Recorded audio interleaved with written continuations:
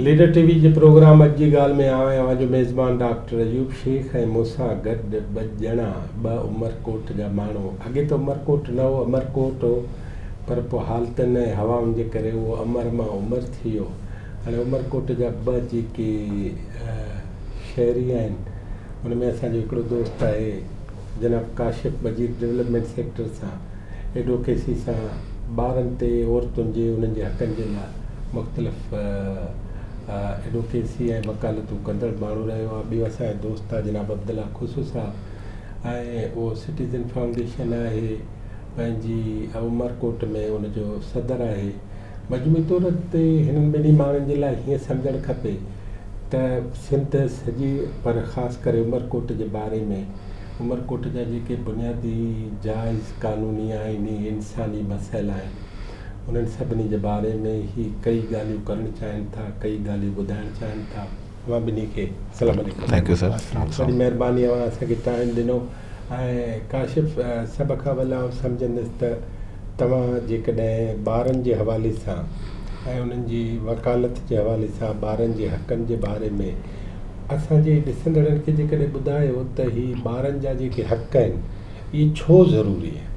Thank U doctor साहब। पहिरीं त तव्हां महिरबानी तव्हां असांखे मौक़ो ॾिनो ऐं ॻाल्हाइण जे लाइ ऐं स्पेशली तव्हांजो वॾो कंट्रीब्यूशन आहे, तव्हांजे चैनल जो वॾो कंट्रीब्यूशन आहे ऐं इंसानी हक़नि जे हवाले सां, औरतुनि जे हवाले सां, ॿारनि जे हवाले सां जेके इशूज़ आहिनि उनजे प्रोटेक्शन जे हवाले सां, प्रमोशन जे हवाले सां हमेशह ॻाल्हियूं करण जे लाइ। नंबर ॿी ॻाल्हि त असां इहो इशू छो सिलेक्ट कयो आहे, छो इन जे हवाले सां इहो आहे त जनरली ॿारनि जा इशूज़ जेके आहिनि उहो पूरे पाकिस्तान में, दुनिया में इशू वधी विया आहिनि, पाकिस्तान में वधी विया आहिनि, पाकिस्तान वधी विया आहिनि, सिंध में वधी विया आहिनि। ऐं पर जॾहिं बि इशू वधी वेंदा आहिनि त उन लाइ प्रोटेक्शन मैकेनिज़म हूंदा आहिनि जनरली दुनिया में। ऐं सिंध में सिंध चाइल्ड प्रोटेक्शन अथॉरिटी आहे, पंजाब में चाइल्ड प्रोटेक्शन वेलफेयर ब्यूरो आहे, केपी में चाइल्ड प्रोटेक्शन ब्यूरो आहे, ईअं बलूचिस्तान में आहे। पर अफ़सोस हिकिड़ो चई सघिजे थो त जनरली ओवरऑल ॾिसिजे त ओवरऑल इशूज़ मिसाल वोमेन जे हवाले सां ॾिसिजे त वोमेन जी सेपरेट मिनिस्ट्री आहे, इवन ह्यूमन राइट्स जी सेपरेट मिनिस्ट्री आहे, माइनॉरिटी जी सेपरेट मिनिस्ट्री आहे। पर चाइल्ड राइट्स खे अञा ॿारनि जे इशूज़ हालांकि पाकिस्तान जी अधु आबादी ॿार आहिनि पर उन्हनि ॿारनि खे अञा गॾु खणी पिया हलनि, कॾहिं कहिड़ी मिनिस्ट्री सां एड था कनि, कॾहिं कहिड़ी सां था कनि, हाणे सोशल वेलफेयर सां एड कयो आहे। ऐं सिंध में 20 करोड़ रुपया सालानी बजट आहे जेका हर साल लैप्स थी वञे थी। पोइ साल लैप्स थी हुई, उनखां अॻिए साल लैप्स थी हुई, उनखां अॻिए साल, अॼु खां 4 साल पहिरीं कोई 4-5 करोड़ ख़र्च थियो आहे। मतिलबु पाण हिसाब था कयूं उन मां कटिया थो तव्हांखे। हिकिड़ो त असांखे हीअ ख़बर पवणु खपे तव्हां ॿार कहिड़ी एज खे। हा, UNCRC basically UNCRC convention on the rights of the child, ॿारनि जे हक़नि जो हिकिड़ो आलमी मुआहिदो थियो 1999 में। हा, उनखां पोइ 1990 में पाकिस्तान रेटिफाइड कयो। तव्हां ॾाढो हिकिड़ो अहम सुवालु पेश कयो आहे, इहो अहम सुवाल जे पोयां पस मंज़र आहे। जॾहिं 1990 में पाकिस्तान रेटिफाइड कयो, इट मीन्स के पाकिस्तान इहो तय कयो मुआहिदो त इन मुआहिदे ते असां अमल कंदासीं, अहिड़ा असां पाकिस्तान में क़ानून ठाहींदासीं ऐं उन क़ानूननि ते अमल दरामद कंदासीं। पर 54 शिकनि ते उहो हिकिड़ो आर्टिकल आहे UNCRC जो। उहो जॾहिं ठहिण खां पोइ पाकिस्तान में पहिरियों इम्प्लॉयमेंट ऑफ चिल्ड्रन एक्ट 1991 बणियो। 1991 में ॿारनि जी इम्प्लॉयमेंट जो कानून ठहियो। पर उहा इम्प्लीमेंटेशन तव्हांखे ख़बर आहे चाइल्ड लेबर केतिरो आहे, हर घटी में हर गली में चाइल्ड लेबर आहे, पर उन ते किथे बि हिकिड़ो केस रजिस्टर न थियो सिंपली लेबर डिपार्टमेंट वटि। उनखां पोइ वरी ॿियो जेकॾहिं ॾिसिजे त ॿारनि लाइ सिंध में कानून ठहिया जो 18वीं तरमीम खां पोइ, पंजाब में अलॻि ठहिया, केपी बलूचिस्तान में ठहिया। उहे कानून बि एतिरा स्ट्रांग न आहिनि। उनजो सबबु इहो आहे त ॿार जेके बेसिकली आहिनि उहो बुनियादी तौरु नाज़ुक आहे, उहो वीचारो ॿिए जे रहम करम ते आहे।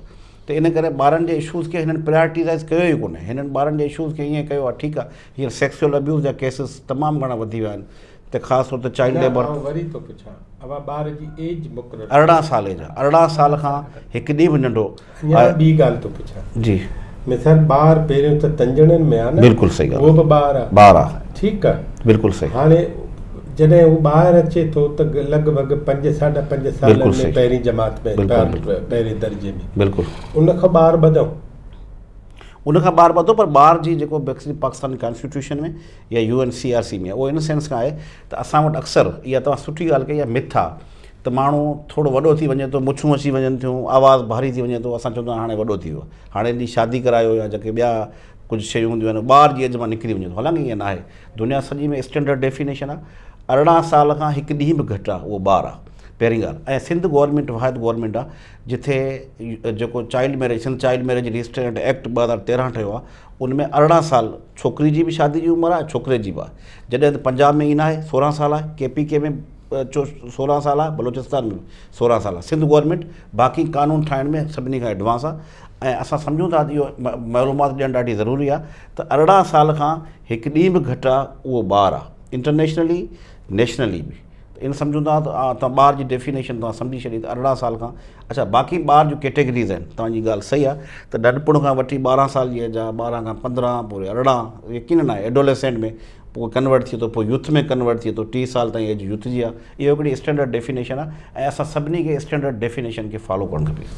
हाणे तव्हां ॿार 18 सालनि ताईं, उन्हनि 18 सालनि जे ॿार जो हिकिड़ो बुनियादी हक़ आहे तालीम। बिल्कुलु ठीकु आहे, बिल्कुलु। हाणे असां वर्ल्ड जे उन कन्वेंशन 1989 जा सही कंदड़ आहियूं ऐं तस्लीम कंदड़ आहियूं। बिल्कुलु ठीकु आहे, जीअं मुल्कनि खे मंज़ूरु तस्लीम कबो आहे, ईअं असां हिन मुआहिदे खे तस्लीम कयो। बिल्कुलु सही। ठीकु आहे, पोइ पाकिस्तान सरकार या सिंध सरकार उन ते अमल केतिरो थी करे, इहो वॾो सुवालु आहे। ऐं सुवालु हीअं आहे, ॾिसो न असांजूं इलाही शयूं अहिड़ियूं आहिनि जेके इंटरनेशनली लिंकेजिस आहिनि, जेके आम माण्हू खे ख़बर न आहे। मिसाल हाणे UNCRC खां पोइ असांखे ॿारनि जा ओतिरा ई राइट्स ठाहिणा हुआ, उन में असां 18वीं तरमीम जेका हिकिड़ो ॾेखारियो अथव 18वीं तरमीम कई। हाणे सूबा ख़ुदि मुख़्तियार आहिनि पंहिंजा लॉ ठाहिनि। हाणे चाइल्ड प्रोटेक्शन लॉस सिंध में आहिनि, इम्प्लीमेंटेशन जो वॾो इशू आहे। उनखां सवाइ हिन जी वरी 5 साल खां पोइ, पहिरीं 2 साल पोइ 5 साल खां पोइ UNCRC जी हिकिड़ी कमेटी हूंदी आहे, उहा मॉनिटरिंग कंदी आहे ऐं मॉनिटरिंग करण खां पोइ मुल्कनि खे उहो दर्जो ॾींदा आहिनि। हाणे ॾिसो पाकिस्तानी तव्हां पाण ॾिसो न, हाणे असांजा लॉ जेके आहिनि उहे बि अलॻि अलॻि ठहियल आहिनि। मिसाल चाइल्ड लेबर जी एज आहे 14 साल आहे। हाणे 14 साल चाइल्ड लेबर में तव्हां हिकिड़े पासे चओ था त ॿार 18 साल जो आहे। वरी चाइल्ड लेबर फैक्ट्रीज़ एक्ट 1935 ऐं अमेंडमेंट एक्ट हाणे 2015 सिंध जो आयो आहे। हाणे उन में तव्हांजी एज जेका ॿार जी ॾेखारी 14 साल ॾेखारी, 14 साल खां घटि उमिरि वारो ॿारु आहे। ॿियो पासे 18वीं तरमीम तहत 25A 25A जंहिंमें कंपलसरी ऐं एजुकेशन कंपलसरी लाज़मी आहे, हुन में तव्हां वरी चयो 5 खां 16 साल। हाणे ॾिसो इहो वॾो इशू आहे, गैप आहे। तव्हां हिकिड़ी स्टैंडर्डाइज़ फिट करियो ऐं सेट करियो। उनखां पोइ SDG MDG पहिरीं हो, पोइ SDG सस्टेनेबल डेवलपमेंट। तव्हां इंटरनेशनल कॉन्टेंट्स में ॾिसणु चाहियो था, हाणे MDG ठाहियो 2013 ताईं 100% एजुकेशन मुकमल थी वेंदी। हाणे वरी SDG आहे सस्टेनेबल डेवलपमेंट गोल, त बाबा असां 100% बाबा 2030 ताईं 100% मुकमल करे वेंदासीं। मुंहिंजे ख़्याल में तव्हांजो सुवालु ॾाढो अहम आहे त उन लाइ असां प्लानिंग केतिरी कई आहे। सुवालु त वॾो इहो आहे न, हाणे ॾिसे साइन करणु, रेटिफाइड करणु, ILO जा कन्वेंशन आहिनि, ट्रीटी बॉडीज़ आहिनि, UPR आहे यूनिवर्सल पैराडिक रिव्यू आहे जिते ॿिया मुल्क सुवाल कंदा आहिनि। हाणे इहे सभु शयूं इंटरनेशनल नेशनल फ्रेमवर्क में ॾिसिजे त वॾो गैप आहे ऐं हिते तव्हां जहिड़नि इदारनि ऐं असां जेके एक्टिविस्ट आहियूं उन्हनि खे हाईलाइट करण जी ज़रूरत आहे त किथे ऐं कीअं कमु करणु खपे। काशिफ, मां हिकिड़ी ॻाल्हि अञा ॿी थो पुछां तव्हां खां त अॼु 32 साल थिया आहिनि इंटरनेशनल एग्रीमेंट खे। ठीकु आहे, उन्हनि 32 सालनि में सस्टेनेबल गोल्स बि ठहिया ऐं मिलियन जा गोल्स बि ठहिया। ऐं जिते किथे असां पोइते रहियासीं। बिल्कुलु ठीकु आहे, असां पूरत न कई, पूरा न थियासीं।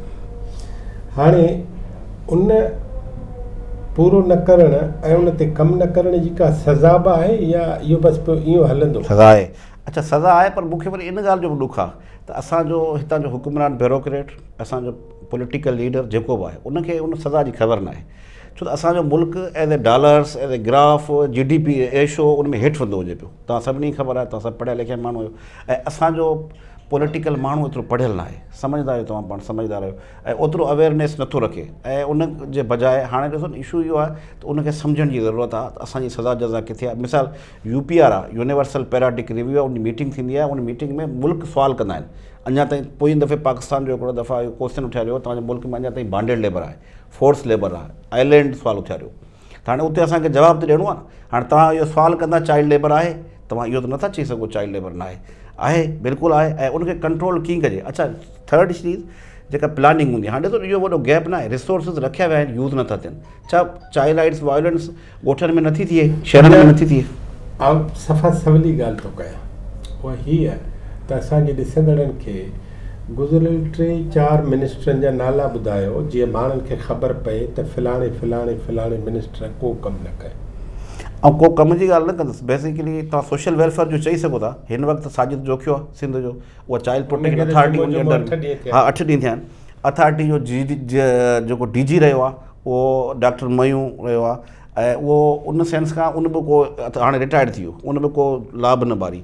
हाणे शमीम मुमताज़ को बि कमु न थियो ऐं उन खां पोइ कमेटीज़ ठहियूं, कमेटी बि हिकिड़ो फॉर्मली कमेटीज़ रहियूं आहिनि। शमीम मुमताज़ मिनिस्टर रही आहे इनिशियली, हाणे बि चाइल्ड प्रोटेक्शन अथॉरिटी जी चेयरपर्सन हुआ।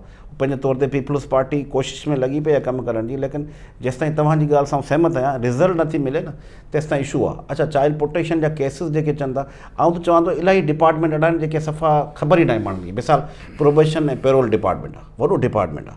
ॿार जेके नंढियुनि नंढियुनि सज़ायुनि में जेलनि में वञनि था त प्रोबेशन डिपार्टमेंट खे एक्टिव थियणु खपे। कंहिं माण्हू खे ख़बर न आहे त प्रोबेशन डिपार्टमेंट आहे। पेरोल डिपार्टमेंट आहे जेको टेम्पररी उनखे शेल्टर ॾींदो आहे, 2 या 4 ॾींहं 8 ॾींहं। असां फिल्मनि में त ॾिसंदा आहियूं, पर किथे तव्हांखे पेरोल डिपार्टमेंट जो रोल नज़र न ईंदो। ॾिसो इहो वीक आहे। छा जो पेरोल आहे? पेरोल डिपार्टमेंट माना तव्हां कंहिंजी का शादी थिए, का डेथ थिए, का ॿियो इशू थिए, ॿार हुजे, औरत हुजे, मर्द हुजे, उनखे तव्हां टेम्पररी बेस ते 2 या 3 ॾींहंनि लाइ 4 ॾींहंनि लाइ उनखे राइट्स ॾियो, उनखे वठी सघो। ऐं मुंहिंजे ख़्याल में इहो हिकु तव्हां किथे फिल्मनि में ॾिठो हूंदो या कंहिं वॾे लीडर जी ज़रूरु ॻाल्हि कहाणी ॿुधी हूंदी, पर आम ग़रीब किथे बि को फ़ाइदो न वठी सघियो। अञा ॿी ॻाल्हि जी, अवां त चओ त पेरोल जो मतिलबु आहे त कंहिं बि माण्हूअ या औरत जे मरी वञण खां पोइ, शादी खां पोइ को ख़ुशी गमी जेको ॿारु बचियो, हा ठीकु, बिल्कुलु बिल्कुलु, उनखे स्टेट कुझु ॾींहंनि जे लाइ पंहिंजे पेरोल में खणंदी, बिल्कुलु सही, गोद वठंदी, यकीन, ठीकु आहे, यकीन।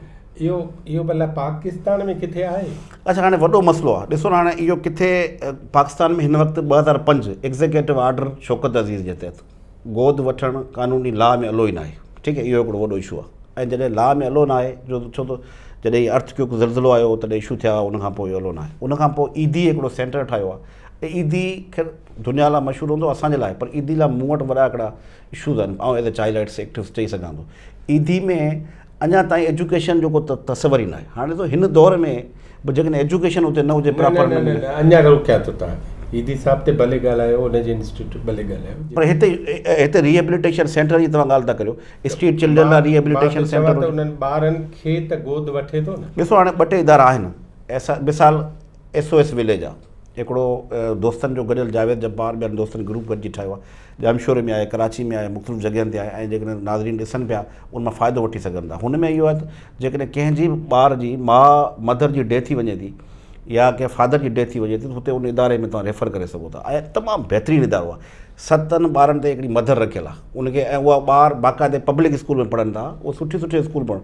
उनखां पोइ सुई ट्रोमा ॾाढो बहितरीनु आहे। ऐं असां बजाए नेगेटिव वञण जे असां उन खूबियूं ॿुधायूं। हा, मां चाहियां थो सिस्टम्स में वञणु। अच्छा, ॾिसो सुई ट्रोम जो ॾाढो सुठो सेटअप आहे, त उते ॿारनि जी एजुकेशन प्रॉपर थिए थी, ॿारनि जी हेल्थ जी फैसिलिटी आहे बहितरीनु। एहसास किफ़ालत प्रोग्राम तरफ़ां हिकिड़ो आयो आहे हिननि जो, PTI जो, माना इमरान ख़ान हिकिड़ो सुठो हिकिड़ो ऑब्जेक्टिव वफ़ाक़ी किफ़ालत में बि ईअं बिल्कुलु एज़ इट इज़, माना तव्हां ॿारनि खे वठी सघो था, एजुकेशन सही शयूं ॾेई सघो, सेंटर ठहियल आहिनि उनजा। सुई ट्रोम आहे, उनखां पोइ बैतुल माल डिपार्टमेंट आहे ई इन लाइ, ऐं उहो परमानेंट ॿार खे पर डे जे हिसाब सां ख़र्ची बि ॾियनि था, ऐं उनखां पोइ कपिड़ा शूज़ एवरीथिंग ॾियनि था। पर इहो त असांजे माण्हुनि खे घणनि नाज़रीन खे इन शइ जी ख़बर न आहे।